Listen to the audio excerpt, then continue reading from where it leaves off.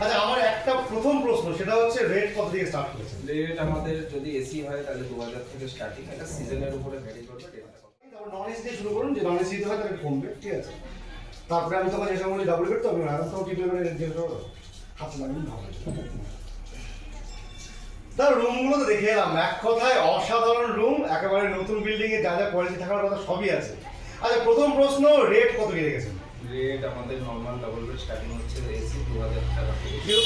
Double যেগুলো দেখলাম সেগুলো এসি স্টার্ট করছে 2000 টাকা। আচ্ছা সামনে তো শীত আসছে, তো অলরেডি শীত পড়েই গেছে। শীতের সময় এখন নন এসি করেই দেওয়া হচ্ছে, নন এসি করে নিলে পরে একটা 500 টাকার মতো রেট কমছে।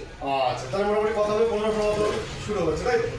আচ্ছা ট্রিপল বেড দেখলাম, 4 বেড দেখলাম, সেগুলো কেমন কি রয়েছে স্টার্টিং? ট্রিপল বেড 4 বেড যেগুলো রয়েছে এগুলো আলাদা আলাদা রেট রয়েছে। ট্রিপল বেডগুলো আমাদের 2500 টাকা থেকে শুরু। আচ্ছা এসি নন এসি নিলে পরে সেগুলো আরো 500 টাকা। 500 টাকা কম হবে। আর 4 বেডটা 4 বেডটা শুরু হচ্ছে আমাদের 3000 টাকা থেকে।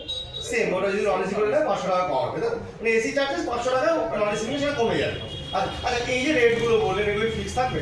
এগুলো সিজনের উপরে ডিপেন্ড করে। আচ্ছা। সিজন যখন কিছু পিক সিজন আছে সে অনেকটাই বেড়ে যায়, হ্যাঁ পুরীতে সবটি সিজন অফ সিজনের রেটটা থাকে। সেটা ফোন করে নিলে পরে তখনকার সময়ের অনুযায়ী আমরা ভাড়াটা বলবো। আচ্ছা আচ্ছা আচ্ছা ঠিক আছে। বলছি তো এখানে খাওয়া দাওয়ার কি ব্যবস্থা রয়েছে? খাওয়া দাওয়ার ফুডিং এর বলতে আমাদের রুম সার্ভিসের ব্যবস্থা আছে।